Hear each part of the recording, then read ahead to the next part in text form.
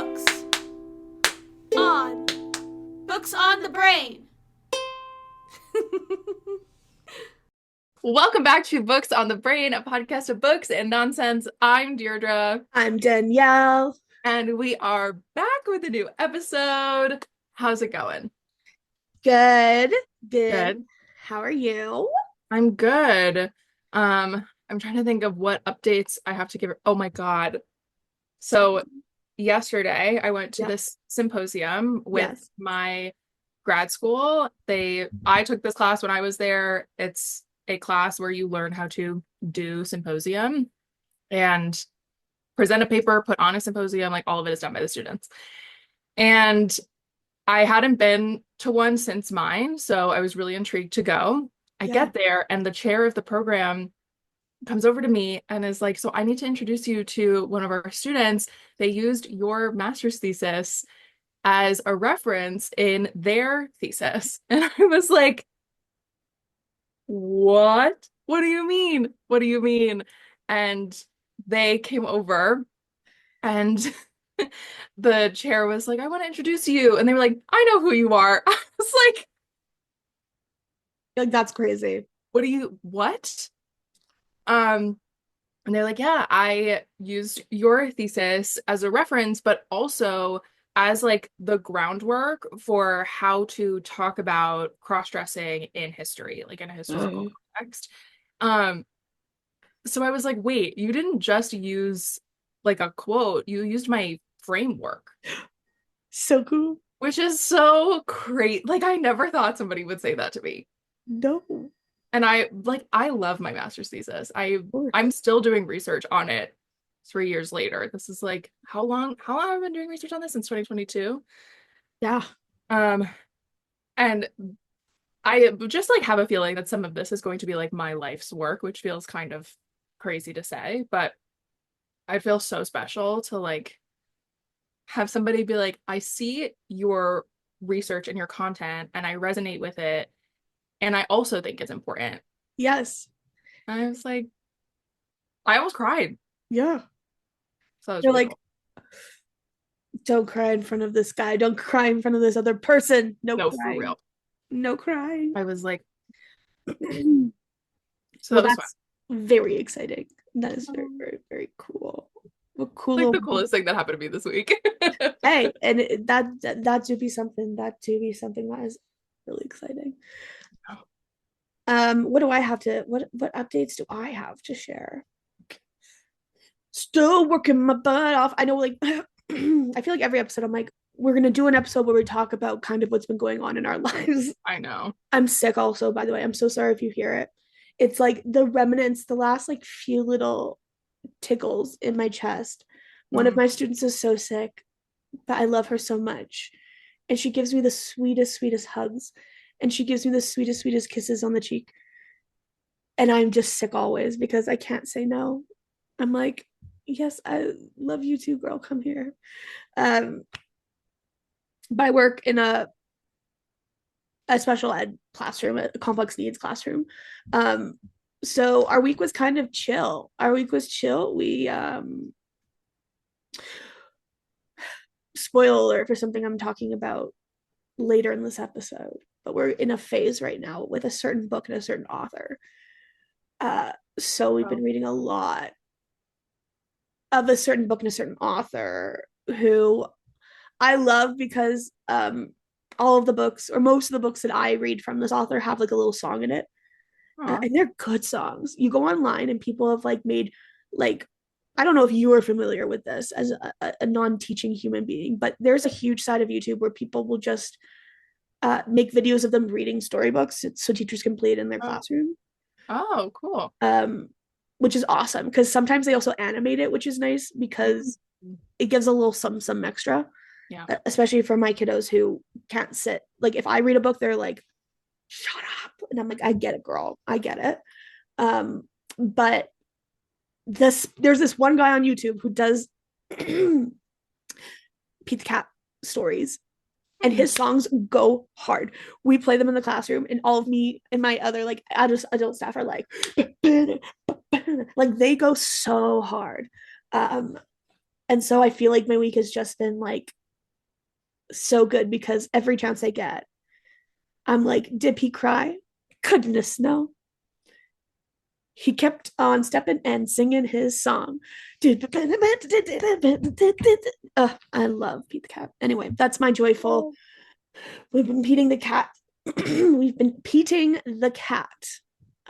It's been pretty sweet. I'm really excited because we're going to start a zoo unit for the end ooh, of the year. We're going to do a little zoo unit. We're going to talk about who's who in the zoo. We're gonna talk about like mammals and different types of animals, and then we're gonna make our own zoo exhibits. I'm pretty that's so excited. cute. What was that book? Mr. Magoo buys a zoo? Oh, does he have a song in it that I goes don't know. hard? Kind of a requirement now. Sorry, I It's don't know. kind of, it's got to have it's got to have a rhyming pattern. It's got to have a cool beat. It's kind of a whole thing now. Yeah, yeah, yeah. I get it. I don't know. That just came way out of the recesses of It's my. okay. I've never heard of Mr. Magoo. I've heard of the Wonder Emporium, Mr. Maybe that was a movie. Hold on, I'm gonna Google. Yeah, Let's maybe see. there's a movie. Um, in other news, while you're looking this up, I've been deep, deep, deep in a Stardew Valley renaissance. Hmm. And I'm in love and playing Stardew Valley. It's so fun. I have a little I play it on I play it with mods, which basically means any of the parts of the game I don't like, I don't have to do, which is my preferred way of playing games. Hmm. So like anyone who knows Stardew Valley knows the fishing mini game sucks, but it's just awful, and I'm really bad at it. So Hmm. there's a mod where you don't have to do it, and now I'm like the best fisher in the game. I'm killing the game because I don't have to do nothing. It's so good. And my farm, I named it Hot Girl Farm. So every time, like in your third year of basically the game works, there's 4 seasons, which is what we have also in Earth. Okay. 4 seasons, and there's 28 days in every season, and you inherit your grandfather's farm because he's like, if you ever get bored of the capitalist, whatever, come and have this farm. Hmm. So you go and you start building this farm from scratch, whatever. It's awesome. And then at the beginning of your third year of owning the farm, your grandfather's ghost comes to visit you and rates your farm on a scale of 4 flames. So Whoa. my grandpa came just recently, gave me 4 candles out of 4 candles. So we killing it. We killing the game. Amazing. And it's named Hot Girl Farm. So this like old ethereal grandpa ghost who died in what can only be like a Charles Dickens like Christmas Carol like nightgown with the hat, like Right. crazy. He's like, you've made such a good path for Hot Girl Farms, and like it just it's so stupid because I and it just makes me laugh. I love. I love Hot Girl Farms. Okay, so I think I have conflated three different pieces of Oh media God. Okay. into one. So there's the Dr. Seuss book, If I Ran a Zoo. Then there's Mr. Magoo, who I actually don't think I know anything about, but it was like a TV show. It looks like. And it looks like there's Mr. Magoo in the zoo. Who And it is was Mr. Magoo? I don't know. Oh, It's like an animated thing. huh. Okay. And then there's the 2011 movie We Bought a Zoo. Okay, because yeah, I know We Bought a Zoo, Yeah. and then I know the one where they buy the zoo during World War II. Oh. I hope I'm not conflating two things. Are you thinking of Water for Elephants? No, because I know that's a musical now. It is. It is. Um, no, there was. Oh God, now I gotta Google it. Okay, you talk more. I'm gonna Google this while we're I was choosing gonna say, have you seen the RuPaul's Drag Race All Stars cast announcement? for season 10. Mm-hmm. I have Thoughts? Lydia B. Collins. Girl, you just got off. What is going I on? I don't think you should be able to go on All Stars until you've spent one, if not two seasons out of the cycle. Yes, agreed. Because there was an interview where she said she was only out of the competition for like 5 days, and then she had to turn around for All Stars. Well, and it's like, how did you evolve your drag, right? Like, again, as someone who's not a drag queen, does not live in that space, but like as a obsessed viewer, how did you evolve? How did you step up your drag, girl? Well, Within also like mentally, I don't really think it's great for you to be in one competition setting and then back to back yeah, with no breathing room, not like a couple months yeah, or even a month or two. Like not saying yeah, like 5 or 6 months. yeah. Just like be a person. Especially like, maybe this is a hot take, but I'm like, especially someone who gets pretty far. Hmm. I'm like, if it's someone who's like a Vanjie, right, where it's like you're first out, Yeah, you didn't get to see much, then I'm like, that's okay, different. okay, girl, down you go. Um, For the anybody that's zookeeper's only wife, listening to us, the zookeeper's wife, Danielle's cat just jumped off her shoulder. just jump shift. The zookeeper's wife is the World War II zoo. Oh, That one is very sad. I believe it. Um, But yes, I think somebody like a Vanjie, yes, um, where you got to show so little, so like actually there's more to show. But I'm like, Lydia was what, fifth, top five, yeah, top 5 or 6. 5 or 6. Um, Spoiler, yeah, I sorry guess. guys. By the time this comes out, it's gonna be like a year after. I know. There'll be 10 other Drag Race seasons out. Um, girl, oh girl. All right, throwing it to me. So Danielle is going to tell us what this episode is about. We're going to just time to jump in. Time to jump in because my cats are on a timer of how long I have until they start fighting. So, I see. okay, both Georgia and I had like a kind of important birthday this past year. We both turned 30, 30. 30 and flirty and pretty and gorgeous. So I pitched this idea of like what were 30 influential books from different ages of your life. And influential doesn't mean they have to be good. They're just impactful for you Yeah. at a certain age. And some of them might have little stories of like why or like how they're relevant. Some of them are just like der. Like Mhm. I'm sure Hunger Games is going to show up on both of our lists. Spoiler alert. But it's yeah, just looking back on 30 books for our 30 years of 30 things, 30, 30, 30, 30, 30, 30, flirty, 30, 30. 30 books. And it's 30 books total. So we're not going to Yeah. sit here and I'm going to tell you 30 books and Danielle is going to tell you 30 books and we're going to walk away with 60 books. It is 15 and 15 and Yes. then I'm to 30. Yes. So how did you go about sorting yours? Um, I think I did a similar thing that you did, where did I did my like decades. I did like books I did in my 10 and unders, Mm-hmm. my 20 and unders, and my 30s and unders. But the 30 and unders is actually was really hard because it feels like I've had many eras in my 20s. Me too. I was like, okay, this is kind of crazy. Um, but that's kind of what felt the most diplomatic. Yeah. I did the same thing. I did childhood, teens, and my 20s. Amazing. Perfect. Do Okay. you want to kick us off with the first one? Yeah, sure. Okay. My first we'll do childhood, I guess. We'll do Yeah. chronological. Okay, gorgeous. My first one is a book I read in school. So we read it as a class. It's called How to Eat Fried Worms by Thomas Rockwell. Have you ever read this book? No. Okay, so it's about this kid.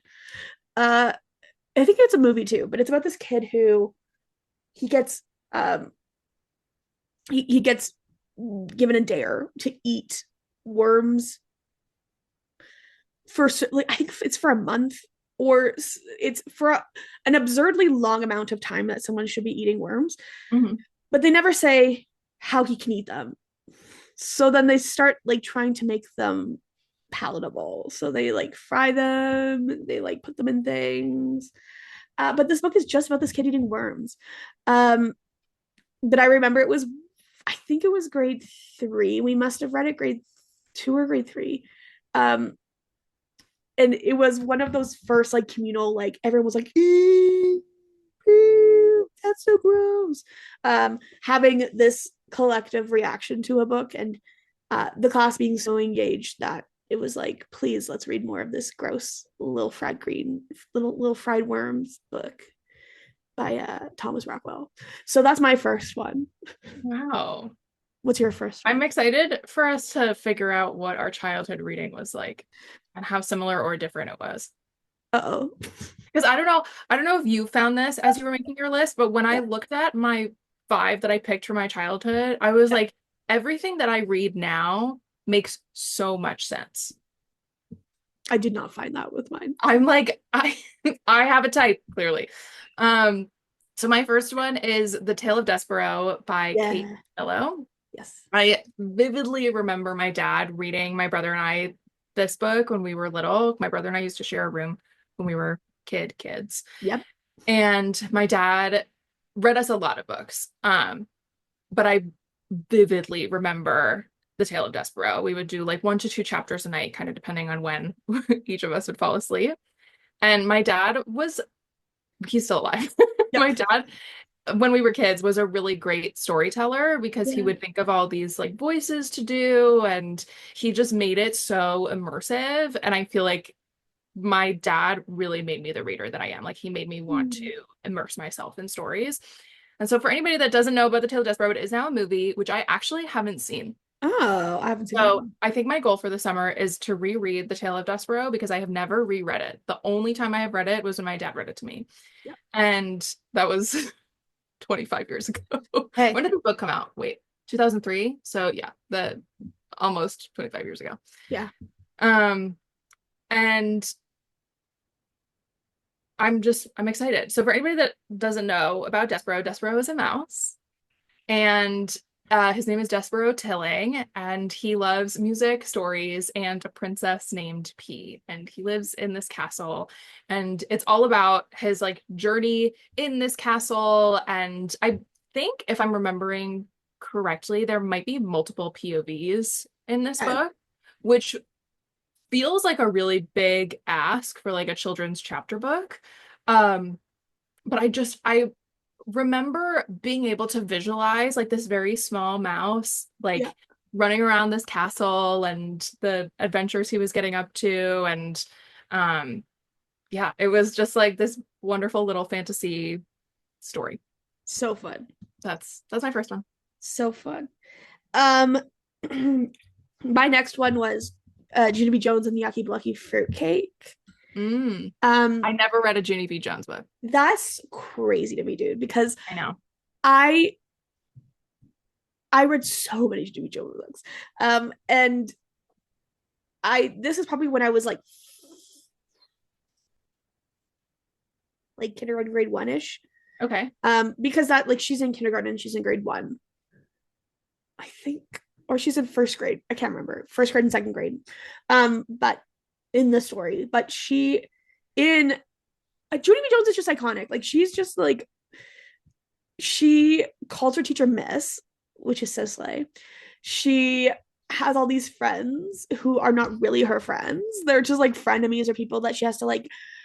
She's just like a rude little girl, and I just love her. And she gets into crap a lot. But in Judy B. Jones and Yucky Blucky Fruitcake, uh, the school has a cakewalk, which when I was younger, I imagined people were actually walking on the cakes, but that's not actually how it happens.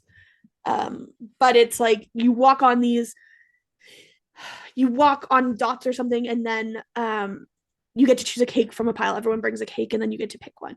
Mm. Junie B. Jones wins the cakewalk, so she gets first choice of cake, and she's like, okay. Lucille, who's her friend, Okay. had just gotten these delicious looking cupcakes with sprinkles, and she's like, I hate that girl. Just kidding. She's my best friend. Love her. I'm going to choose what I think is the most expensive looking cake. So she picks a cake that is wrapped all the way in aluminum foil. Uh, and it's a fruit cake. And she hates it. And that is the Yucky Blucky fruitcake. Her being like the injustices of the world. I won first place, but I got the worst cake because I was greedy. Like it's just honestly, there's not a lot of lessons in those books, and it doesn't really like. If I was a when I'm a parent. I don't know if I would like want my kids reading a book where like the main character is just kind of snotty and mean and like doesn't really learn her lesson often. But Mhm. like as a reader, I was like, go girl, go queen. Love you. Love this for you. Uh Oh, yeah, yucky bucky fruitcake. The stupid smelly um bus is my second pick. That one it's okay. she hates going on the bus, so she just stays after school and they have to like call the cops. It's just so it's just so funny. It's just so funny. I love Junie B. Jones, and the B stands for B. But C is for Beatrice, but I like just B. Yeah. Love Junie. I can't believe I never read a Junie B. Jones book. They are like anytime don't tell the police this. Every time I see a Junie B. Jones book in a little free library, I will take it for my personal collection for my classroom. So No, I love that. I'm like, these are relics of the past. My collection got tossed, devastated by my Oh, mom's ex-boyfriend. We hate him. Hate to see it. He got rid of all of my childhood books, oh including my yeah. copy of He Breaking Dawn. deserves warm pillows He only. deserves jail time. Yeah. Maybe the death sentence. I don't know. Um, crazy. That's my inner Junie showing. I think Junie would want him to have the death sentence. I agree. Um, I don't but even know her. yeah, every time I see one, I collect because there's like 1,000 of them and they're so good. Yeah. And they made a musical of it and it's great. They did? Of course they did. Every child book property has been made into a musical. That's true. Uh, but it's wonderful. So anyway, that's my second pick, Junie B. Jones and the Yucky Bucky Fruit Cake. Right. Ding. My next one is called Molly Moon's Incredible Book of Hypnotism. I don't Never know heard if of it. you've heard of it. No, It's by Georgia Bing, and the cover has like this little blue pug with like spiral hypnosis eyes. crazy. I loved these books. I remember getting these books from my library. I remember rereading them over and over and over and over again. I was obsessed with Yeah, Molly. Molly is an orphan, and she one classic day, YA novel. I know, and she ends up at the library one day, Okay. and then she like goes on a little adventure in the library. She ends up in the restricted section, and she finds a book on hypnotism that's been placed in the wrong place, and then she steals it from the library, which I think is hilarious. Yeah, And then it's all about like this person that is looking for this book and her yeah, like becoming a hypnotist in her own way and like the toils and tribulations and like um just tomfoolery that happens with like a child having a book of hypnotism. yeah. And I just in my like looking up this book again for the first time in so long, it was made into a movie in 2015. Oh, Um, let's see. It's was directed by Christopher Rowley. Georgia is credited as one of the writers, which I think is really awesome. yes. Uh, Rafe Cassidy was Molly. Leslie Manville, who looks so familiar, but I actually can't Is she place from George in the her Jungle? in my mind. No, she is Mrs. Harris, and Mrs. Harris Goes to Paris. That's what I recognize her I've from. never I seen. don't think she's from George of the Jungle. I'm scrolling down to try and see. She was in Maleficent, What's her name? Leslie. Manville. Oh, Leslie Mann was Yeah. in George in the Jungle. Oh, You could understand I can. I can. understand Uh, where that happened. Joan Collins. Joan Collins is in Molly Moon, Okay, which perfect. tickles me so much. So I will be rereading this book and then subsequently finding this movie. So fun. I think this summer is just gonna be me rereading childhood books, which I think is so fun. You have to. I just like have this cover in my mind. Like I really just remember picking up all these books. It's a 6 book series, but I think there's one or two like half books like Yeah. um in there. So on Goodreads it's saying it's a 7 book series. Um and yeah, it came out in 2002. Georgia's from the UK. So I don't know how I found this book. Like I don't know how Yeah. I came across it. I don't know if I've ever met anybody else that has read it as a kid. So if you have, let me know because Yeah. I was obsessed. Amazing. Amazing. Yeah. Um, okay. Series of Unfortunate Events by Lemony Snicket. We knew Oh, we yeah. knew I was gonna say it. I've talked about it many times on this podcast. That was my first, like, I'm read book 1 through 13 and like, let me go get me this from Costco when it comes out. And it tells a story of, much in the tradition of the early 2000 YA era, three orphans. How many books about orphans? Where are their parents? Uh, We had an obsession with orphans. I feel like, because like you look at Disney, they're all orphans. If you look at like it, it's hard. Like, uh, imagine being a parent and being like, all of the content my child consumes, the The parents parents are are dead. dead. That's crazy. And then me being like, well, I actually don't need parents because XYZ person did not have parents and they turned out It's fine. right here. It's in the print, baby. That's so funny. Um, but it's about three orphans whose parents are very rich and they die and they get passed off through the series to different guardians who in the first book we meet Count Olaf, who becomes the villain in the series, who wants to have the orphans money, and then we slowly start to realize that there's more going on. There's secret societies, there's past lovers and friendships that like start to deteriorate the story, and like it's a very complex story actually, to be Yeah. honest. Like thinking back on it as an adult, I'm like, that there was a lot of layers to this story, where it was like, this is the layer you see, this is the layer that actually is going on, and this is like the secret layer that you didn't know until the very end of this book, and then all of a sudden you're like, oh my gosh, all of these things, blah blah blah blah blah blah. When you think about how many children's books we had access to that made us intellectual readers. Literally though, like it's so different, and it's not better or worse than what it is now, it's just different. But I Yeah. remember like the first time I read a Lemony Snicket book, because there's, if you've ever read any of the series of Unfortunate Events books, you know there's kind of this like meta commentary where like Lemony Yeah. will be writing like almost like a diary entry, like he's talking directly to the reader, and then it'll go into the story. But even that convention in itself of you being like, okay, I understand that I am a character in this book now as the reader, and that I have a proximity to this story. Um, it's just really fun storytelling. It's really, Yeah. really fun. Um, the ending of the book, I don't know how I feel about it, but I feel The like whole it, series. yeah. I never finished it. Oh my gosh, dude. Spoiler, it ends.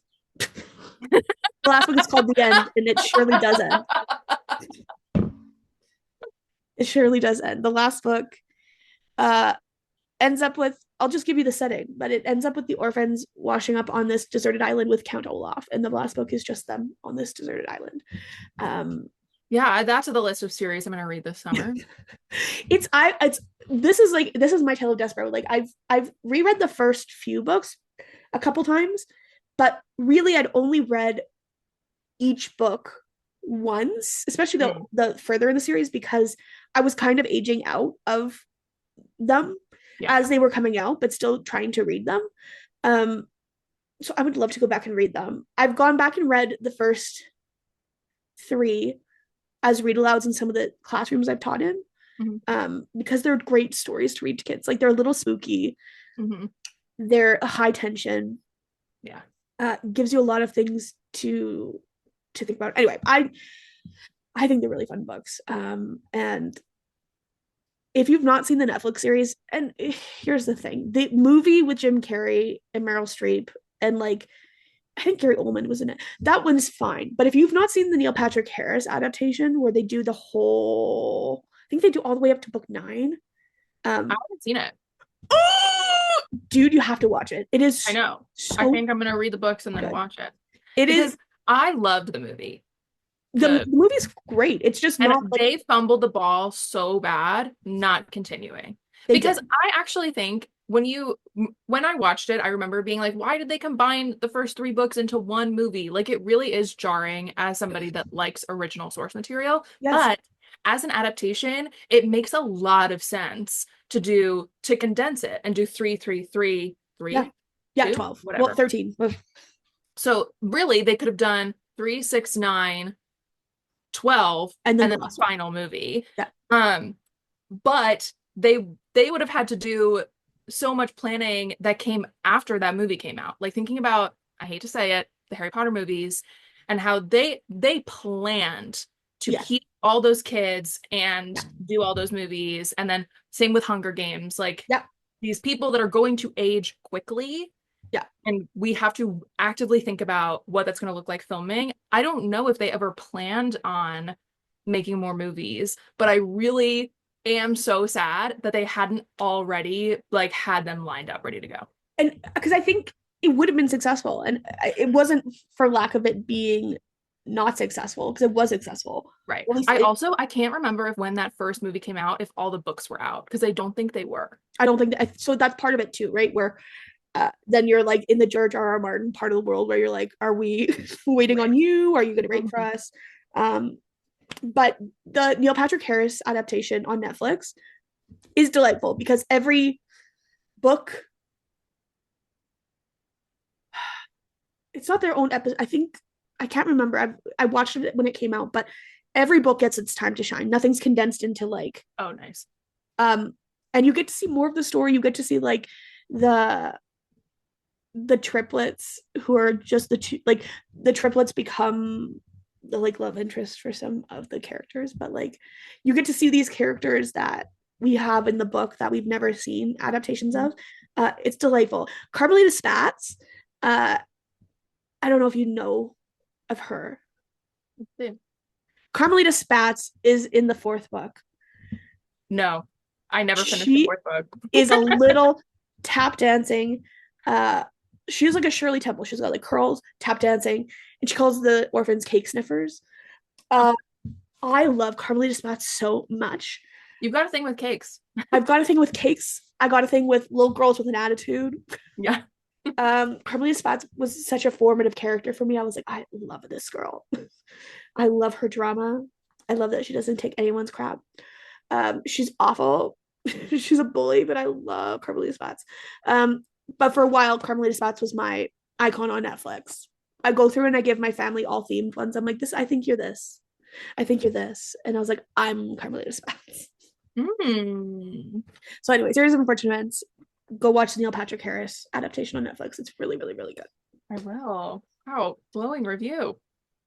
It is. And kids like As it too. we're It's like this beautiful renaissance. Sorry, I have to talk a little bit more, but No, please. it's like this beautiful renaissance of a book that I loved in my childhood, where now kids, as I'm an adult teaching them, love it too, right? Like, Yeah. um, And at least for right now, a series where we are happy to pass it on. yeah, I don't know. I'm, I'm gonna hold my breath because my faith has wavered in humanity. yeah. Um, but it is That's what, at least in the moment, feel yeah. really fine. That's what was Passing. hard for this childhood. I was like, what can I talk about that I No, actually for feel real. comfortable endorsing? For real. Anyway, you go next one. Next. My next one is a series. It was three books, Bras Okay, and Broomsticks by Sarah Milnowski. No? never heard of it. Wow. Okay. So this is it's called the Magic in Manhattan series. Okay, I remember a friend of mine in school, she was like the grade above me. She really liked Bras and Broomsticks. She was like, I think you should read this book. It's really good. And yeah, I can't remember if she let me borrow it or if I got it from the library.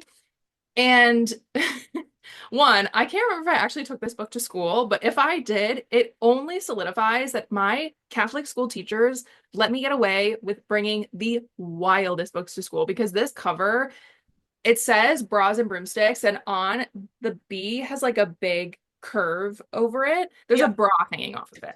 Love. And it is a young adult series, Yeah, right? So it's about this girl named Rachel, and I think she's either in high school or she's going into high school.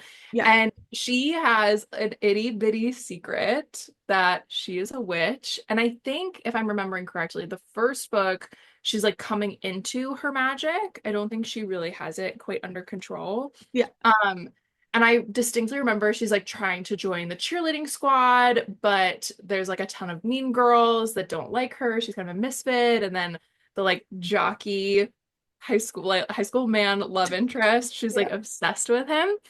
And then the second book is Summer Camp. So fun. I'm trying to see if I can find the name of it. I'm trying to remember. They all were like a play on um like clothing and Yeah. stuff. Sorry, Goodreads is being a little annoying. She's from Canada, Oh my Sarah. God. Hey. Hey, girl. Um, hey girl. Uh, let's see, this will be easier. Magic and series. Do. Oh, okay. So it was bras and broomsticks, spells and sleeping bags. Fun. And she went to a sleepaway camp. And who was at the sleepaway camp? Her crush. I think that was my favorite book. I reread the second book so many times because the villain is so good and the magic is so good. And I don't want to give it away because the twist at the end, it's it is true. It still holds up. It's incredible. And then the third book is called Parties and Potions, and they're like back at school, they're dating, and it's like just a really fun, witchy high school series. Like I loved Sabrina the Teenage Witch. Yeah. This was right up my alley. Fun. I've never heard I of this. know. It's so fun. I remember rereading these books like crazy. Yeah. Oh yeah. There's always like one book in the series that you're like, this is, and that's in my teen years. I go into my, Mm, this is my one book in the series that I will reread. yeah. Um, okay. I'm gonna rapid fire through the next two because I talked about them, or I'm gonna wrap for my next two, but we'll still interlock them. Hmm. The Giver by Lois Lowry. I've talked about The Giver. The Giver is a book I read for school. We read it as a class. Um, it's I would be surprised if you hadn't read The Giver in school. A lot of schools read it. It's just really, really fun, and it's really interesting. It has a really cool premise about a boy named Jonas who lives in a dystopian society where you get told your job when you reach a certain age, and he gets given the job of the Giver, where he uh, gets to have all of the collective memories of humanity, and it's crazy. It's like, yeah, it's a great book. It's part of a series that I've never read the rest of the books. I've just ever Oh read wow. one. That's that. That's that. That's that. My next one, shocker, is a series. I Well, was a big series person when I sure. was a kid. I loved a series. This is The Tale of Emily Winsnap. No? Still Nope. no. Nope. Okay. We're Nope. learning so much about each other. So this is by Liz Kessler, and Tail is spelled Tail because Classic. Emily is a mermaid. Crazy. Okay. And she's 12, so we're getting into the like later YA, but I remember reading these when I was pretty young, Yeah. like early middle school, I want to say. Yeah. Um, and have you watched The 13th Year, the Disney Channel original movie? Yes, I have. So it's very that where like she doesn't really know that she's a mermaid. Yeah. But then she starts taking swimming lessons and she starts to find out that like her father that she's never met has maybe uh influenced her biology. Okay. Crazy. And she goes on all these adventures as a mermaid, like going to an undersea school for mermaids. And Well, I just remember it being so, I just read the word enchanting in this synopsis and it felt that way. Like I remember just being so immersed. Like obviously, I think everybody can tell by looking at me, and I've said it a million times, like I'm a mermaid girl. I love mermaid books. I have yet to find mermaid books as an adult that do for me what this book and like other Disney things yes. did for me as a kid, Yes. which I think is really disappointing. Someone get Uh, on it. for real. So that's the tale of Emily Winsnap. Oh my God, amazing. Um,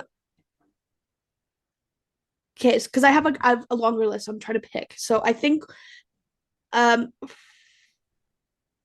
I will I will say Garfield, the Garfield comics, specifically the Fat Pack, where it's three comic books in one.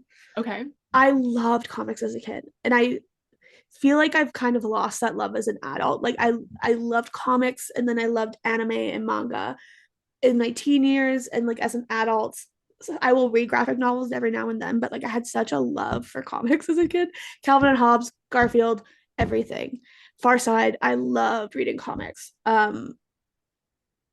So yeah, the Garfield again. Garfield is a sassy little. I know Garfield's not a girl, but he's a sassy little girl Yes. who hates Mondays and is sarcastic and mean and rude, and I loved it. I was like, this is everything I'm not. I think that's why I love these characters because Mm, I'm a very polite, very calm, very respectful person, but getting to read these characters where I'm like, oh my God, you guys get to do this thing. That's crazy. Um, I think is really fun. And yeah, Garfield, I think I've told the story in the podcast, so I'll tell it quickly. But in my library growing up at my school, you had to read so many chapter books to be allowed to take out comic books. Um, oh, so you, it was gate kept as like they wanted. It's a little backwards thinking, but they were of this school of thought. And again, this is the early 2000s where reading comics and reading graphic novels is not reading. It's you need to read first and then you get to read the fun thing versus like the fun thing is reading. So let people read what they want to read. But I remember grinding my butt every day so that I could, when I got to the library, I could take out comic books. I could take out Garfield's. And I still have my Garfield Fat Pack on my shelf. I've carted around the country with me. And I haven't oh, opened it in years, but like um I've read those books so many times. I love them so dearly. And they're just three panel comics. Like they're just that's it. But I'm like, love Garfield. Love him. love that. That's that. That's that. Okay, so my last one for childhood, and then I do have a couple honorable mentions that I'll just say the titles of. We don't have to get into, but I have like one honorable mention. I'm so glad you said that. I feel like my childhood really was just filled with so much good reading. Like I Mhm. so much of what people still read today and what became like pop Right. culture film canon came from our childhood. Yeah. So, you know. So my last one is The Click by Lizzie Harrison. That's the click. I wasn't sure if I was gonna put this in, but I was like, I was obsessed. I was obsessed with these books. I read them with my best friend Allie. We are still friends. We've been friends since second grade. Yeah. And I remember we were obsessed. I was obsessed with the idea of Massey Block's room. So Massey Block is like the antagonist of the series, kind of ish. But Yeah. also the protagonist. Like it's so Like strange. she's both. Yeah. And she had an all white room. Yes. And I remember telling my mom, I was like, I want to have like an all white room with pops of color. So fun. Like that's what I wanted. She did not let me do that, which I She's think like, is what drove you're me. 8. Nice I think try. that is what drove me to asking for a purple room when I was in high school Yeah. when we repainted it from the ballet themed room that I had as a kid. Um, but I was obsessed. So for anybody that doesn't know the lore of the clique, I'll be surprised. But it follows this girl, who Claire. Claire, whose parents have to move her, and she ends up, I think, in the guest house Yeah. of Massey Block's family. They're like family friends of her parents. And Claire is not well off, but she ends up in this town where everybody is really wealthy, and she's going to the same school as Massey. And these were the kind of kids where they like had their parents' credit cards memorized. Their parents were like really big business people or like fashion designers, and all of that like the seedy part of richness was like bleeding down into their kids. But it also really touched on the like perils of being a young adult. Like I remember really resonating with Dylan, who was the like overweight Yeah. fat girl, Yeah. um, who I distinctly remember. I think it was Massey helped her cut out the size of a larger like pair of jeans and sew it into the smaller pair, or like they changed the Yeah. size label so that her mom wouldn't freak out about the size of jean that she was wearing, but so that her jeans could be comfortable. Oh my God. Like, breaks your freaking heart. And I remember feeling so like I see myself in so many of these girls. Like they just, even though it was so hyper, Yeah. everything was at a vast scale in these books, I still felt like they were real people. Yes. You know? Um, and it was just like I I loved it. I ate it up. I loved the movie. I was obsessed with the movie. Yeah. And yeah, that was the end of my childhood reading career before I like got into the twilight of it all. Yeah, it's like here's the elephant in the room. We're Yeah, going into our dystopian vampire eras now in our teen exactly. years. Exactly. I will say my honorable mentions Yes. do have to go to Percy Jackson. Yeah.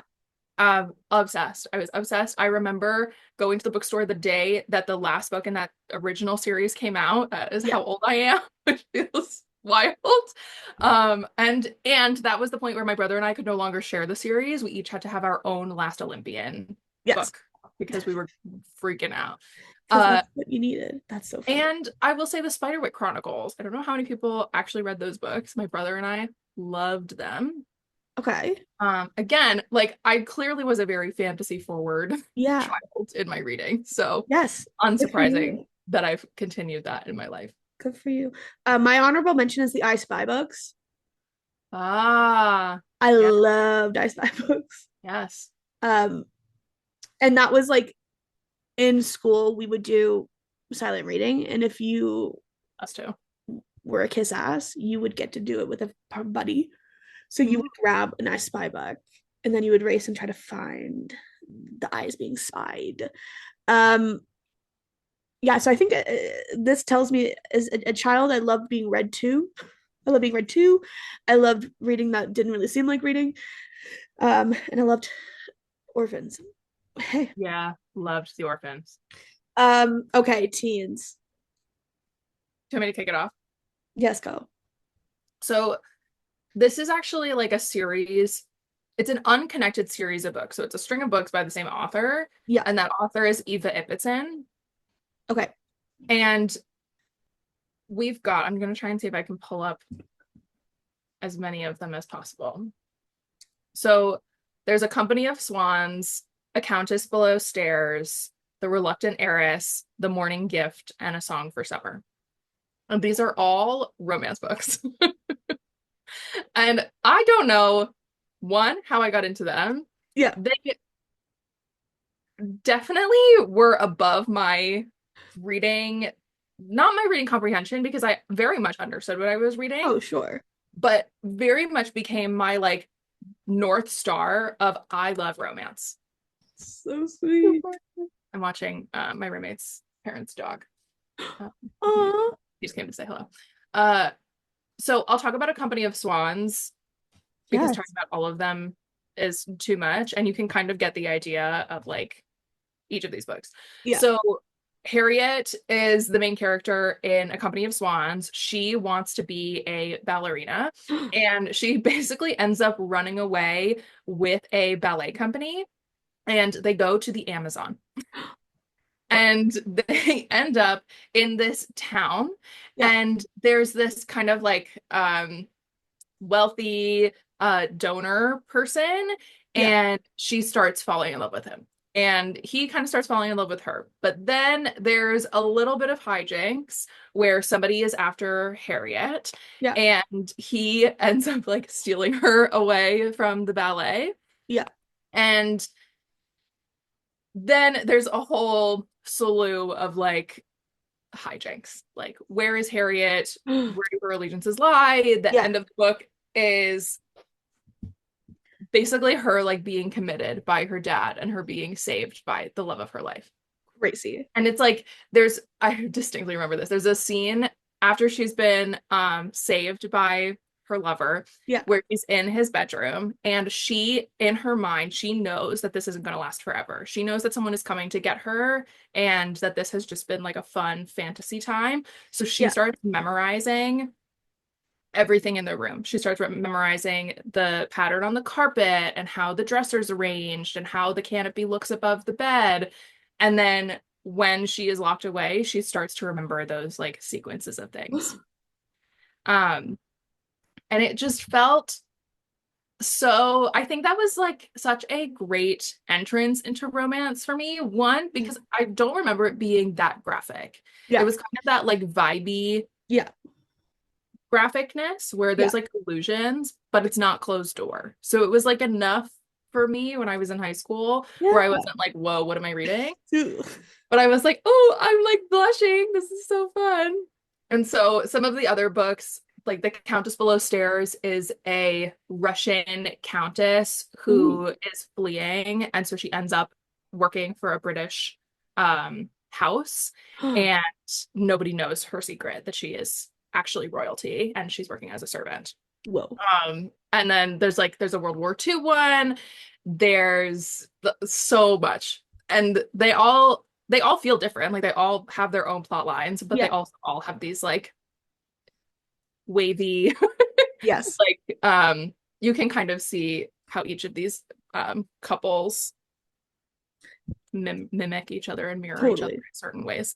Um and I loved it. I reread all those books. Company of Swans and A Countess Below Stairs are my two favorites. Okay. I reread them so many times. So cool. I've never heard of these. So Yeah. fun. I would reread them for sure. Yeah, this is so fun. Um, okay. I could truly choose five vampire books, and that would probably be all I would need to talk about for my teens, but I'm Yeah. gonna try to not choose five vampire books, and we'll go from there. But I will choose a vampire book to start with. I have to talk about the Vampire Academy series by Michelle Mead. I've Oh, talked about it before on this podcast. They're all sitting here on my bookshelf, right next to the Addie LaRue. Um, I love these books. This was a book series that I was put onto by um, a friend. I thought she was the coolest girl. She had a cell phone. She had like a texting plan. She could go on the internet on her phone. It was a flip phone. And I was like, she is the coolest person. whoa. She was like, I'm reading this series. And I was like, give it to me. Um, so I started reading this Vampire Academy series. And it's basically this fantasy world, much like ours, but slightly different, where there are like royal vampires who have elemental powers, and then there are Dampiers, which are like half vampire, half humans. Then there are humans, and then there are Sturgoi, who are like the royal vampires who have killed people, so then they turn evil. They're like the villains of the series. And the Vampire Academy books are very much about political intrigue. It's very much about this like bloodline, these royal vampires, who's ruling, who's in charge, who's betraying the crown, all these things. But at the core of it, it follows this protagonist named Rose, who is a Dampier, who doesn't really know who her dad is. Her mom is a very famous Dampier, and who she goes to this academy. At the beginning of the book, she's actually have her and her best friend Lisa have uh, run away from the academy, so they're living on their own in the real world, and they get caught and brought back to the academy, and they're like, "You need to stay," because she's the last of her bloodline. And Rose and Lisa are connected. They are shadow kissed, so they can like sense each other. There's some weird bond between them that nobody really knows what's going on. And then there's this magic, then there's this political intrigue, and then there's this romance. The romance between Rose and Dimitri, who is her adult teacher, who she falls in love with, which is, very 2010-ish Yeah. vibes, early 2000-ish. But specifically, there's two books I want to talk about. There's one scene in the second book called Frostbite, which is the book where they go to a ski resort thing for like, I think it's winter break. They go. I honestly can't remember because I've never reread the whole book. I just reread one scene. Um, I do basically, that too. oh yeah, I'm like, this is the scene I'm going back to read. I'm not. Yeah. And so I always think about them as scenes, not as chapters, because I'm like, it's just parts of the chapter. It's just the Yeah. scene that I want to reread. Um, but Rose basically, the Dampiers, when you kill the bad vampires, you get tattoos on the back of your neck. So this is a story of how Rose got her first tattoos before she was even like graduated, which is very unheard of because she's the chosen one, obviously, right? Yeah. Um, but it's this very graphic scene where she takes this sword off the wall and like decapitates this like, and it's very graphic because the boy that she was kind of like who had a huge crush on her and she was like, well, maybe I could love you, is killed right in front of her. And then she is trying to get these people to escape the building. So she's killing these people. Um, and yeah, it's just like this, it's her doing it. And then it's like the classic, like she keeps going and she's like in trance. And then Dimitri's like, stop, stop. You have to stop. It's too much. And then it's the fallout of that. And then her getting her tattoos, whatever. And then the fourth book, which is my favorite in the series, is called Blood Promise. And oh, Dimitri gets turned into a Sturgoy. He gets turned into a bat vampire. And Rose is upset, obviously. So Rose goes, okay, I'm dropping out of school. I'm going to Russia, which is where Dimitri's from, to try to find him because he's been like leaving her notes being like, don't try to find me. I'm evil now, whatever, whatever. So she goes and she ends up going to his village where he was like, he grew up and meets his family and his sisters. And then eventually runs into him and he like keeps her. And he's like, yeah, I'm just gonna, we can be evil. Like, you can, whatever. Um, but there's so much pining in this book, and uh, there's so much pining, and there's like just a little bit of like you would never see it in YA nowadays, but there's just a little something something that I remember being like red face, like oh my gosh, they're kissing and her shirt's off, crazy. Um, but then at the end of the book, spoiler alert, she kills him, or does she? Dun-dun-dun-dun, waiting for the next book. It's a great series. I should Um, read it. it's a great series, and then there's a whole spin-off series between basically an alchemist and her being in love with a vampire too. It's I think they're really fun. I don't think they've aged particularly well, but I think the things that we can look past, we've looked past. And then they made it into a TV series, which I never watched. They had a movie, and then they made it into a TV series, and I Oh, didn't watch it. But maybe I should. I don't know. I'll get back to you all. yeah. I have to say, my like vampire uh time in high school was reserved for Twilight. Fair, Like I didn't venture into anything else. I got swept up in dystopian and romance very quickly. fair. I made a pit stop and we didn't leave for a very long time. Fair enough. I feel like it went two ways. I feel like either you got really deep into the vampire stuff that was happening in the 2010s, Yeah, or you didn't. Like yeah, it was either or. yeah. And You didn't just like dabble and like do a couple. You had one yeah, or you had all of them. literally. Literally. Okay, so my next one might also be on your list. And it is The Hunger Games. Yeah. Yeah. Yeah. I feel like obviously I don't really need to talk about it that much. I remember a friend of mine gave me the original The Hunger Games book Yeah. for my birthday, and I didn't read it for a really long time. It was sitting on my shelf, sitting on my shelf. I knew the movie was coming out, and then we had a massive, I think it might have been Hurricane Sandy. I can't remember. We had a really, really bad storm that took out our power for Yeah. like a week.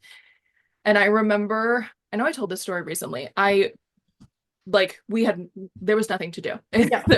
It was our power was off. Yeah. The two things you could do were play board games or read a book. That was it. Those were your options. Yeah. And so I pulled out the book that had been sitting on my shelf for months and I gave it a go. I did not stop reading it. And like, you know, when you have a power outage and it's like the lights going down, down, down, down, down, and then you have to turn on the flashlights. Yeah. I had the flashlight because our couch that I was sitting on had like a really nice corner where I could like curl up into Yeah. it. And so I had the flashlight wedged in my shoulder and my neck and the back of the couch, Yeah. like a spotlight, so that I could keep reading So until the wee hours of the morning. And I it took me days to finish it. Like I think I finished it in a day and a half. Yeah. And then we had no power, so we were like, let's go to Barnes and Noble because it's the only place nearby where we can hang out for a little bit and See be people. in Yeah. a place where my dad can charge his phone Yeah. and like eat food that's not like just cooked on our stovetop Yeah. um or the grill. Yeah. And we ended up buying, I think I might have bought the second and the third book, or I might have waited to get the third book. I can't remember. But from that Yeah. point, it took me 3 weeks to finish the whole series. I just blasted my way through it, and I have been a Hunger Games girl ever since. Yes. I don't know if I've told people this on the podcast. I'm gonna reread it, but I have never reread Mockingjay. Neither have I. I have Um, no want it to. made me so angry I know. that when I was going through, I like before I came on Book Talk, like right at it might have been right at the beginning of the pandemic or right before the pandemic happened, I did an overhaul of the physical books I owned at the time. Yeah. I got rid of my copy of Mockingjay. Good. So I now only own Hunger Games and Catching Fire, but it was a first edition. That's so funny. And I think this haunts me. This has haunted me for the last 5 years. I was like, I was so out of my mind. And I was so sure that this was the decision that I wanted to make. Well, of And then course. my frontal lobe closed. And then I grew 2 years and was like, oh wait. And I have to say, you should not be able to make serious decisions until that frontal lobe is closed. And that's fair, dude. Because my God, I was like, why did I do that? I know why. Like that book made me so upset. It's an awful book. It felt so, it felt like a betrayal. It it was at the And I time. couldn't stand to look at it anymore. No. And honestly, I think through the years, like I will rewatch all the movies usually once or twice a year, Wow. back to back to back because I just like them. Um, I've started to like the story of Mockingjay more as I've gotten older. I feel like there's an appreciation that when I was a teen, I was like, I what? think if I reread it now, I would have a very different Yeah. experience. But I also hated Mockingjay and what's that one from Divergent, the last one, Allegiant. I never read Those will go down as two of the worst books I've ever read. Yeah, so that's Crazy. Hunger Games. Um, I will count that as mine because I also Hunger Games. Great. So I will say a different one. Um, okay. How to Be a Woman by Caitlin Moran. This is something I talked about very early on in the podcast quite a bit. It's still on my shelf. I still have it.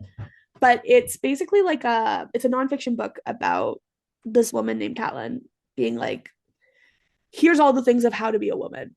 And it's a very raw, it's a very like in her voice. It was a book that was recommended to me, I think when I was 18 or 19. I just moved out for the first time and a friend was like, you should read this. And I was like, yes. I like, yes, I am a woman of a certain age. Like I get to start taking accountability of, oh my God, my cat just tried to jump on me and put all of her claws in me and fell. Ow. She doesn't like women. And that's crazy because you are a woman, girl. Um, but it's about, I Do think you it's, need a second? no, it's fine. I have to keep talking.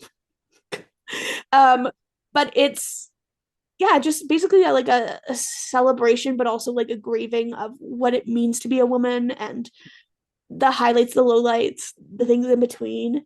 And for me, it was like the first time I was like, oh, this is like my body. I get to make choices. I don't have to like adhere to things I was taught growing up or like try to please my parents. Like I can be my own person. And that book was a huge part of that revelation for me. So um yeah, I that was another book that I had told a lot of like my older sister. I had her read it because I like it's a book that at the time I was like all of the people in my circle, you should read this Yeah, kind of book.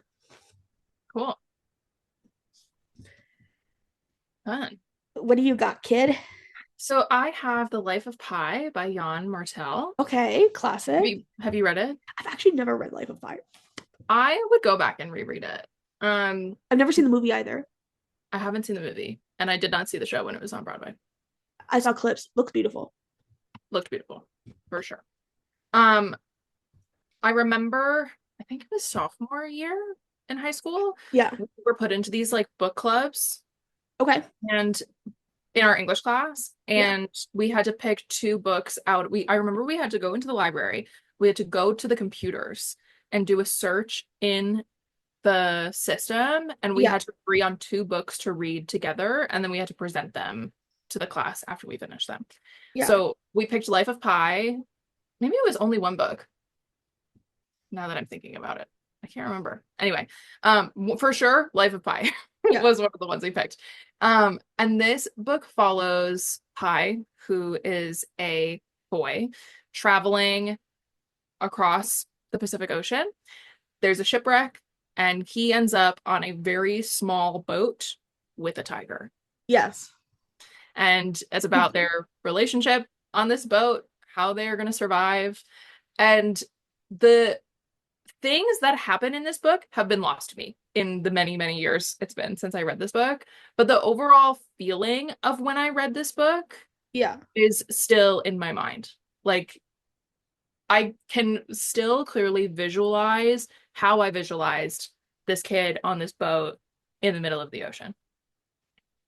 And it is a wonder that I went on to work for a cruise ship company. And that's the biggest like I can't do water. That is Fair. spooky, dude. It is spooky. It is spooky. Spooky. I feel like a classic though. Like Yeah. that was another. I think a lot of people read The Life of Pi in school. I Hmm. think both my sisters actually read it, but I never read it in school. So I would like to read that one day. Yeah.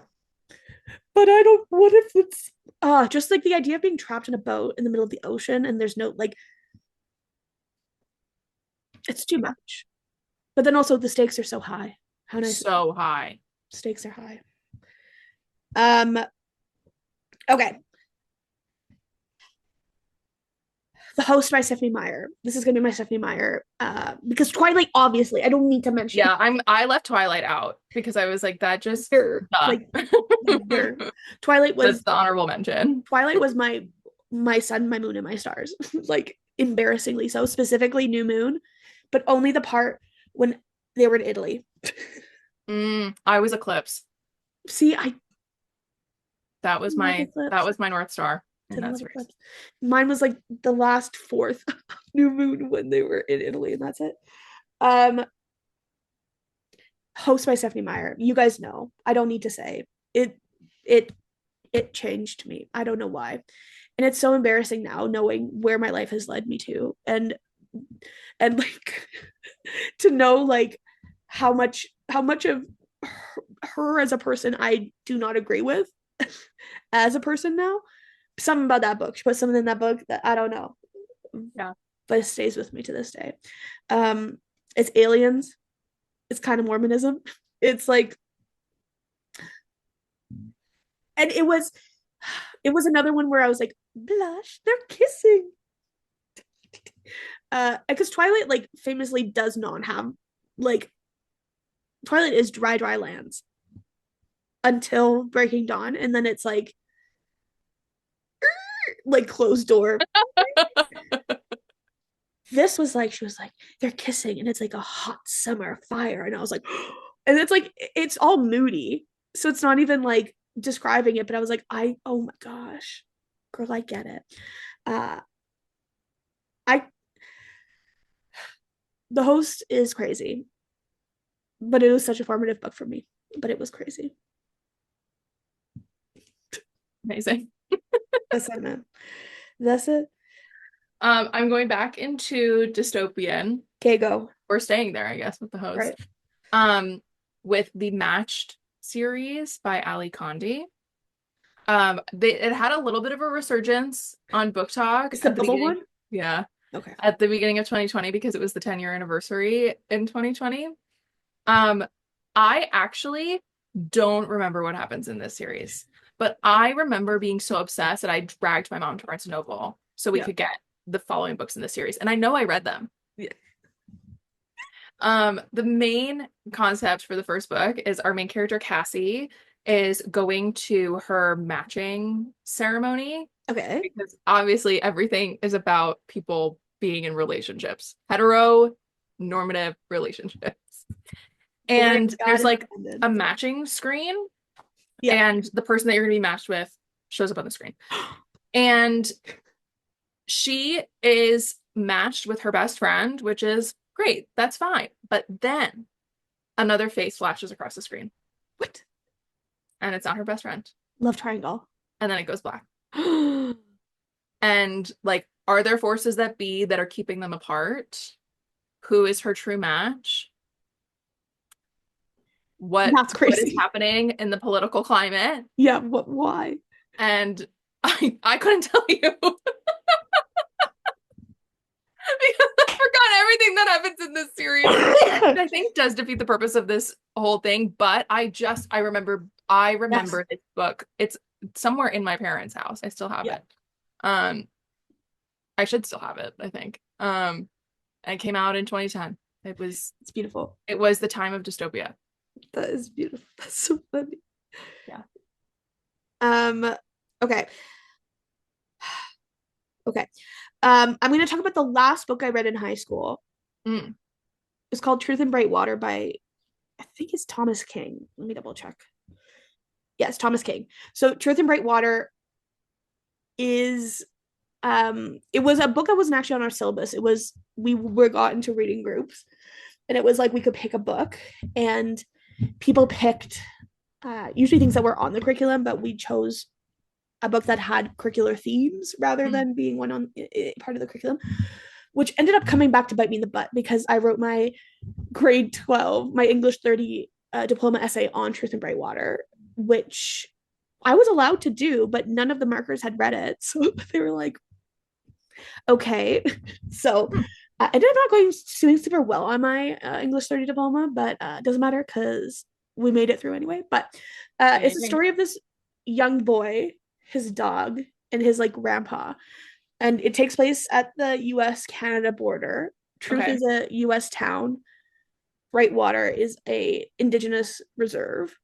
And it's the story of this boy who spends his time kind of it's this coming of age story of a young indigenous man of I am living one side of my life and then the other. And then it's also this has a whole through line of magical realism Mhm. of these magical things are happening to do with his indigeneity, but also or maybe just spirituality. Like it's a very interesting book. I remember it was the first book that don't tell my English teachers, but I actually went back and like annotated multiple times because you know in high school they're like you need to read a book 3 or 4 times to really understand it, and I was like, yeah, right. I'm gonna Mm. read it once, Yeah. but that one I actually did. Like I went back and I we annotated it, we read it as a group, and I remember having such great discussions about it.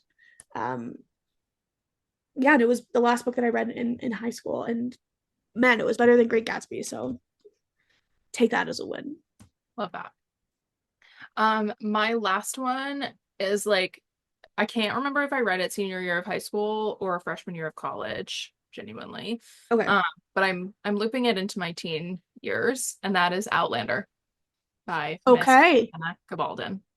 Um, I feel like this I should have tapped into that this would be my like you like historical romance. Um, for anybody that maybe has not heard of the worldwide phenomenon that is Outlander, Yeah. it takes place, it starts in 1945. Yes. Claire, she is with her husband. World War II has just ended. They've gone to Scotland to reconnect because he was a soldier in the war. She was a nurse. There's been a Yes. lot of trauma.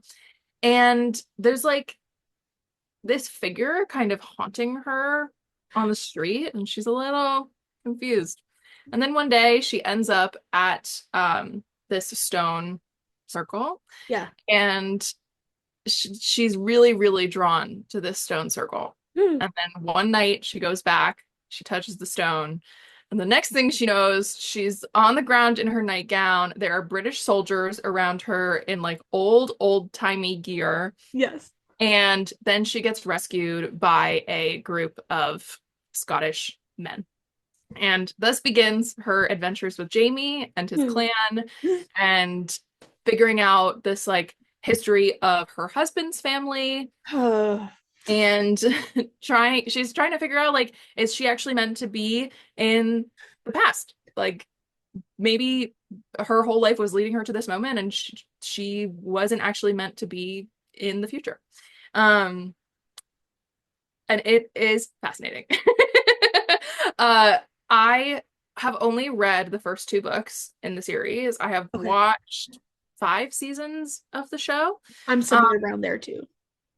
and I remember loving the first book so much. I really was fine with how much violence there was. And sexual assault, man. Sexual assault.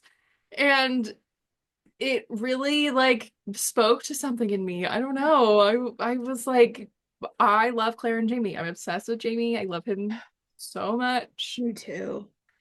And yeah, I can thank my best friend Allie's mom for getting me onto it. Lit. She gave me her copy, her OG, like first or second edition of Outlander to read. That is so sick. And I wish I don't know if now I could get on board with reading the hundreds. It's like 8 books. But they're long. They're so long. They're So so long. we'll see if I will one day make it through all the Outlanders. But Controversially, I feel like the TV show tells the story so well that I feel no urge to read the books. yeah, fair. I think that's fair. And also because the Jamie's so hot in the TV show that I'm like, Sam, I he's love so him. hot. He's so hot. I love him. Um, love that for you. Love that for you. And that wraps up my teens. Okay, there you go. My last one, controversially, is 50 Shades of Grey. Um, Uh, this was one, and like I think I read when I was 19 or 20. Like it could be either, but I put it in my teens because I remember it. I remember being too young to read those books, so I assume I was a teenager. Um, I didn't. It was the first time I bought a book from the romance section that I was like big eyes, like walking up to the front, being like, um, and I bought it by myself. Usually, I would get my mom to like buy my books because I was a kid and I was like, you can pay for it. I bought these books on my own because I didn't want my mom knowing I bought them. And they're not good books, but they represent a liberation of readers. Of you can read for sure. whatever you want, even if it's bad. You can read whatever you want. Um, and they are bad. I had in past years gone back and tried to read them. They're poorly written. They are very poorly written. Um, but there's something about the phenomena and the craze of the 50 Shades of Grey and what it meant for romance readers and what doors it opened of like, hey, we can read things and we can talk about them and it's not like it's not awful and that people were doing, but it felt like on a bigger scale. Finally, people could maybe talk about romance in itself a little bit more. So Yeah. that was one of my teen books. My last one. Honorable mention, Cosmopolitan magazine. Oh, I read yeah. a lot of Cosmopolitan I read a magazine. lot of Cosmo and I read a lot of 17 Okay, fair. and Teen Vogue. I was a big Teen Teen Vogue, Teen girl. Vogue for me, and Cosmo were my two I was a big Teen loved. Vogue girl. Okay, 20s. These ones I Rounded it feel up. like will have less maybe to say because they're all more recent. And I've talked about all of these at length. Same. Would you like to go first? Um, sure. The first one I would like to say is Six of Crows by Lee Bardugo and the Grisha trilogy, the Grisha series, the Grisha verse. Um, yeah, that book I feel like brought so many people into my life that I love so dearly. And it just was felt like part of my renaissance back into reading, Hmm. where I was like, oh, wait, I love these stories. Um, yeah, I just love Six of Crows. Nice. My first one is The Night Circus by Erin Morgenstern. I Classic read it Deja. in college. I still have my first copy that I've bought. It's on my bookshelf. I love it. I plan on owning as many editions of that book as I can get my hands on, Oh, and yeah. I don't care. That's like, it's my thing. I love it so much. I reread it once a year at least, and it's probably the book I have read the most in my adult life. Yeah. I Yeah. obsessed. Love, love. Um, I have Beartown by Frederick Bachman. Another one for me. I love the Beartown. A book about hockey. Being Canadian is a little touchy, but um, that book was beautiful. That book just feels like it doesn't even like it's just a feeling. It leaves me with a feeling, and I love when books do that. And I feel like it was the first book in a while that had left me with this feeling of like such despair, but then like hope, which was Mhm. wonderful. So I really really like Beartown. Yeah. Then we have A Darker Shade of Magic by V.E. Classic. Schwab. I'll say the Shades of Magic series, but I do specifically want to say Darker Shade because that book, one, got me back into my love of reading Yeah. in like after college. And that book is the reason that I have a platform. Hell So, yeah. very, very special to me. Hell yeah. Um, I have Book Lovers by Emily Henry. Mm. The Emily Henry books, I feel like, um, just kind of comment on my love of romance and what my love of romance looks like in my 20s and how different it looks than what it was in my teens. But I think any Emily Henry book could probably slot in there. But I really love Book Lovers. My next one is Get a Life, Chloe Brown. Mostly Talia Hibbert as an Yeah. author is in Slay. here. Um, she is the reason that I am the romance reader that I am. Retweet. Retweeted. Um, I have The Anthropocene Reviewed by John Green. We know I love this book. This is I think also just like the perfect book to read in your 20s or even in your 30s. Like it's a perfect book to read in this time period that we're in right now because it's just a snapshot of how amazing humankind is and how full of despair and awful it is. Um, it's just great. I love. I'm still reading Everything is Tuberculosis because it's a little sadder because truly everything is tuberculosis and tuberculosis is still a little spooky. Um, Yeah. but The Anthropocene Reviewed is fab. Love. My next one is Little Thieves by Margaret Owen. Yes. It is a series. The third one, The Holy Terrors, just came out. I'm waiting for it to come in on Libby, like a little gremlin. I feel like I could have talked about so many books, Yeah. right? Like, hello, we've been running this podcast for the back end of our 20s. Yes. And we've talked about how many books over the last 5 seasons. So I feel like if you go back and pick a episode, you'll hear a book that I could have put Yeah. into this episode. There's something really, really special about Little Thieves. It is a book about the goddaughter of Death and Fortune, Mhm. and she takes on the identity of a princess. She is a con artist, and she tries to pull one over on the wrong person and ends up with a curse. And her godmothers can't help her. She has to figure out how to get out of it herself. And there's a little bit of romance along the way. And then the rest of the series follows like what happens after what is next for her and her romance and it's a YA series but I shouldn't say but it's a YA series and it's amazing. Yes. I feel like the later my early 20s and my mid 20s was like me still really loving YA and YA Yeah. fantasy. Like 28 to 30 has been me really being very picky Yes. about Agreed. YA books. And Agreed.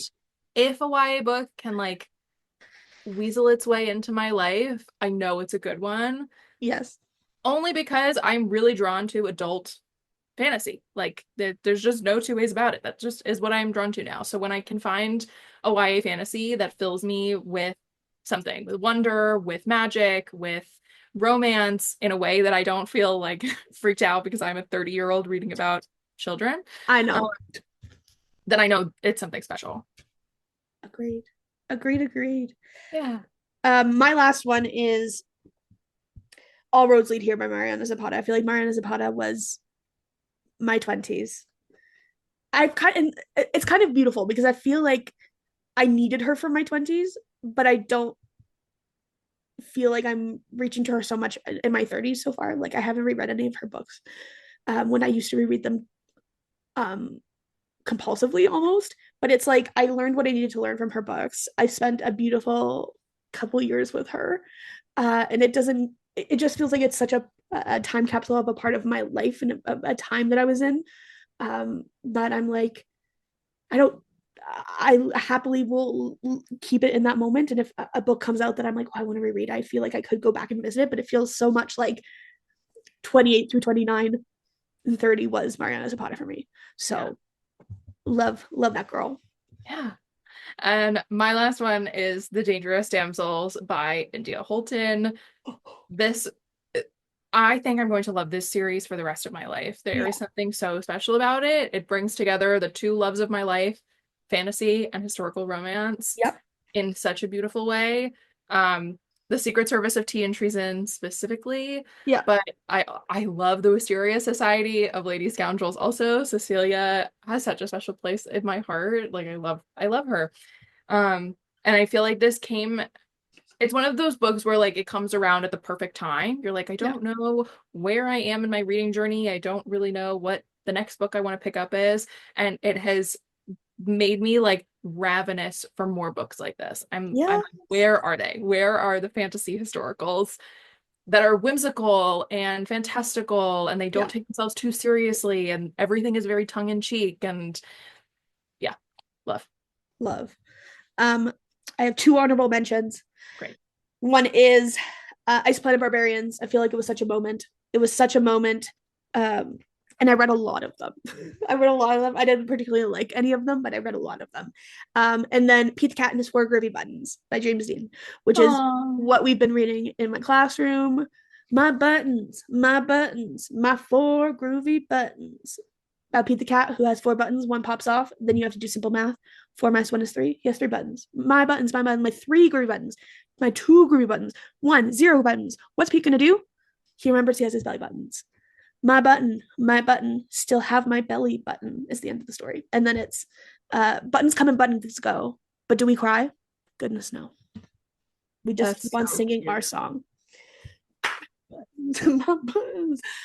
I love Pete the Cat. Anyway, I that's love. my 20s have also been a lot of children's books. Being a teacher, an elementary teacher, I read a lot of kids' books, which is delightful. I love. My whoa. Yep. Honorable mentions are Prior of the Orange Tree.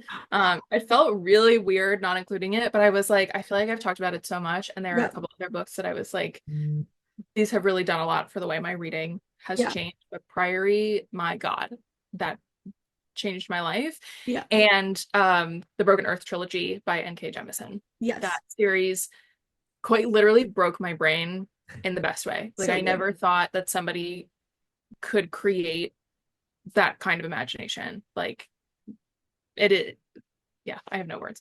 So So good. I read that series so long ago and I still have no words to describe it. So good. But those are the best books. I Anyway, know. 30 years with two old farts. Yay. And because we haven't talked about enough books, I know. what are you Can currently we reading? pause? Can I go pee pee really fast? Yeah, yeah. Since we haven't talked about your segue was beautiful and I had to go to the bathroom, so I had to pause us. Um, we have been talking a lot of books, but what have you been reading recently, I'm Misty? just pulling. So last week I read a truly Ooh, delightful book. I'll hold it up so you can so see. pretty. So this is Of Monsters and Mainframes by Barbara Truelove. Yeah, And this is getting published through Bindery. cool. Yes, I am a Bindery tastemaker. There are going to be people that are like, you're just doing a plug. I'm not. Nobody asked me to talk about this book. I could have let this just go and not Yeah, talked about it. yeah. I truly loved this book. So this is being published through Jason's imprint, Easy Cat Press. And I am so proud of him for picking this book. I'm so proud of Barbara. I don't even know her. Yeah, I'm like, this is a triumph. This book comes out on June 3rd, so it'll be out by the time this episode comes out, which is amazing. clutch. I loved it. I literally couldn't put it down. I read it in 2.5 days, 3 days. So good. Um, it was the kind of book I don't usually read on the train these days anymore. One, because I like to have my wits about me, and two, my commutes are never usually that long. But I Yeah, had a kind of long commute this week, so I was like ravenous, like holding it in my hand leaving the house so that I didn't have to dig in my bag and waste time once I got on the subway. So good. Um, it is about a mainframe named Demeter. She Okay. is a spaceship's AI system, and her like priority objective is to get the ship from point A to point B and keep all the humans on board. And then within that, she has a couple other priority commands. And we are in Demeter's brain. And she is telling us everything that's going on around the ship. And like she's doing her little cargo hold checks and she's checking in on the captain. And she keeps getting this notification that like something's wrong. There's something wrong on board. There's something wrong. And she's like, but everything looks like all the math all looks right. Yeah. And then she checks the cameras and all of the humans that have been on board are dead. Oh. She doesn't know how long they've been dead for. She figures out that she was offline for a really long time No, and a Demeter. bunch of her data has been deleted. And she gets labeled as the ghost ship because just over 300 lives were lost on board. And she keeps getting bullied by some of the other spaceships. They keep like changing her name so that it'll mess up her systems. And Guys. she has a companion named Stewart, who is another AI system on board, and they are a medical AI. Okay. She doesn't really like care that much about Stewart because they're two different systems that just Yeah. like inhabit a ship. Yeah. But Stewart also gets roped into all of this. But like Stewart doesn't know everything that Demeter knows. That So Demeter figures out through like looking at her camera footage that the thing that killed these people is Dracula. Yeah. I'm so sorry. I choked on my sickness. That is Yeah. And the people that boarded the ship right after it docked, after the big bad, yeah. um, only saw a dog on the dock. So when people start taking down her data and she starts telling people, like her database starts saying what it was, Yeah. nobody believes her. They think that she's been corrupted. They think that there's something wrong with her. So Hey. she gets put into basically hibernation for a bunch of No. years. No. And then she's sent out on another mission. And she's like, we're gonna have a great mission back to Earth. We're gonna bring these people there safely. Nobody's gonna die. Not a single person. And then she hears screaming. No. And there is a like, please help me. I need assistance notification coming from the bridge. She turns on her cameras and there are two children running from something, trying to lock themselves in the bridge. And that something is a werewolf. What is going on? And for some reason, Demeter is a monster magnet. Monsters just want to be on board Demeter and they keep killing her passengers. And she is like, I don't know what to do. I don't know what's happening. And from the moment that she meets this werewolf Yeah. and these kids, Yeah. her objectives start to change internally. So like she still has her priority commands from the like larger mainframe and humans at work, Sure. but her objective is to kill Dracula. So slay. And she is ultimately able to start this mission when she has a werewolf, Frankenstein, a undead pharaoh, and another vampire on board. And how we get there is wild. That is crazy. It is so much fun. It felt a lot like A Long Way to a Small Angry Planet by Becky Chambers, Yeah, yeah, yeah. but not as cozy. To me, it Okay. felt cozy Yeah. Yeah. because I am psycho and I like my cozy books to have violence in them. Yes. Um, so it was cozy to me. But I loved the combo of this sci-fi horror So fun. mashup. Yes. And we're in like 2424. We are many thousands of years into our future, or hundreds, I guess. That's okay. Um, but enough where like space travel is happening, and we still have monsters wreaking havoc. And it was so good. So good, That is so fun. What an interesting concept. right? Super interesting. I feel like I've not heard anything like this before. This is really interesting. Oh, it reads so wonderfully because we're in Demeter's point of view for quite a while, but then we get these like interludes, like a small interlude from this person, and we get their point of view. So you go into a couple human points of view, you go into Steward's point of view, and I love a multi-POV book, but I Yes. think in this circumstance, when like Demeter is so logic forward and she Yeah. has like direct objectives that she needs to do, but then you can see her rewriting her code and like what she does to work around human commands, Yes. seeing the way another AI works and how the humans are like, how do I communicate with Demeter so that she does what I want her to do? Like, it's great. So cool. So Yeah. cool. Thanks for sharing. Yeah. Um, my current read is a book I actually read probably a month or 2 months ago. Deep Nice. End by Ali Hazelwood. First and foremost, look at these spread edges. This I was the know. mass paperback. And there's some beautiful artwork in the cover. Ooh, ooh. The same price as the regular book. I was like, great, sign me Wow. up. Um, we all know I have a love-hate relationship with Ali Hazelwood. Don't we Mostly, all? but here's the thing. I'm gonna still read her books. And that's the hate part. Is I hate myself because I'm gonna still read her books. This book, I feel like I read Love Theoretically uh last December, not the December that just happened, the December before.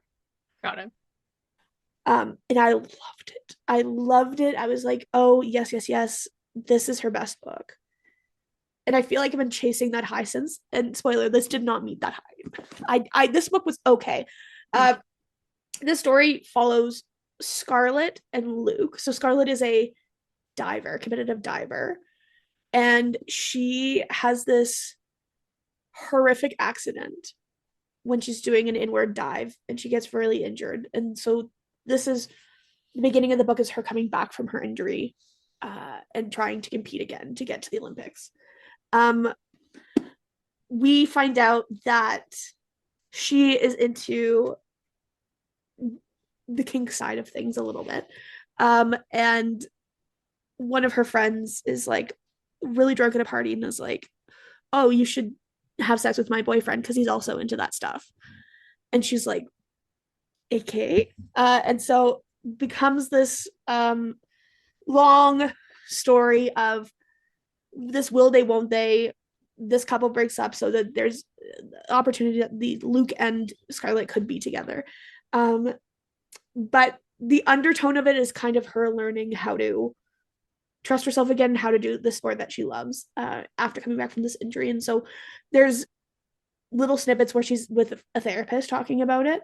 It just felt very disjointed, this book. I didn't love it in the way that a lot of Ali Hazelwood's books, because they are rooted in reality, but they have a little bit of whimsy to them. And you're like, okay, it's like tee hee hee. Like Hmm. you're this girl in STEM, but like there's this really cute boy. Tee-tee. This just felt like she was trying to be really dark and broody, Mm. which I don't know is a vibe I like so much for her. Like she was dark and broody in Bride, and I didn't mind Bride. Yeah. This it just felt like a missed opportunity. I don't know. I didn't. Mm. It was fine. It was fine. I'll keep it because it's beautiful. Like the book itself is a beautiful book. Yeah. Um, yeah, but I just was like, okay, Miss Thing is just putting out anything at this point. But that's what it feels like a little bit. Yeah. You're And I not love wrong. her. I love her. And you know what? I finally went back and read Love on the Brain after Mm. famously saying I would never read it because I didn't get an arc for it. And I was really butthurt about that. I did eventually go back and read it. And I actually really did like it once you Mm. got past the really cringy Marie Curie. What would Marie Curie do? Do you remember that? I didn't read it. So there's this whole thing where she's like, I love Marie Curie. What would she do? Uh, like kind of like the what would Jesus do thing, being like, what would Marie Curie do in this situation? And I thought it was Uh-huh. so cringy. I couldn't get past the first page. So I just skipped any of the parts that had Marie Curie in it. Because I just thought it was really cringy. So it was good once I got past that. But if you're looking for an Allie Hazelwood book, read Love Theoretically or Check and Mate, her YA chess one. People love that one. That one is really good. That one's really fun. That one's really good. Um, maybe skip Deep End. Maybe skip it. I feel similarly. You read it? Yeah.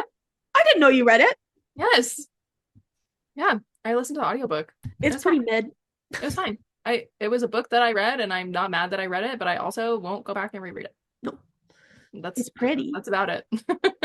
It's pretty. It also just the pacing of it felt weird. I It agree. felt like really rushed, and then I also didn't care about the couple at all. I don't know. I think this book could have gone through some editing and would have made it a stronger book. I agree. Anyway, that's that. That's that. Thank you so much for listening. We hope you enjoyed this episode. We will have a document available with all of the books that we talked about so that you can look at it instead of just listening to us list off books. You're gonna I have drive a and you're writing feeling it down. right. I have a feeling we will also probably have them in the description box of the YouTube video. That seems Seems like fair. an easy place to list them. Yes. Thank you so much for listening. If you did, we really recommend you going over to our Instagram page and letting us know that you listened to this episode. You can go ahead and leave us the birthday cake Happy emoji, birthday. even though it is months past both of our birthdays, but it's never too late to wish somebody happy birthday. We're celebrating our 30th year. We're celebrating our 30th year. I do have to keep reminding myself that I am 30. I Do know, you? me too, dude. People are like, yeah, people will make comments where they're like, "Oh, you're." I'm like, "I'm so old." They're like, "What? You're not. You're not 30." I'm like, I am 30. 30. 30. 30. You can also, depending on how you listened or watched this episode, we're on YouTube, we're on Spotify, we're on all the places that you can get your podcasts. Maybe you want to go ahead and leave us a little review. It really helps on Apple Podcasts and Spotify if you leave us a review and subscribe. So go ahead, help us out. If you're on YouTube, give us that thumbs up and leave us a little comment. You could also leave us the birthday cake emoji on YouTube. Why not? And you can follow me and Danielle on our own personal channels if you want to stay up to date with what we are doing between episodes. I am at Deirdre Rose Morgan on Instagram, TikTok, YouTube, and Bindery. Well, I'm Enchanted Echoes on Bindery, but you get the idea. And I'm DJ Books on TikTok and on Instagram. And I'm not using Pinterest anymore because of that AI stuff that's going on. I will not be I know. crazy. I know. Yeah. Scratch it from the record. Thank you so much for watching.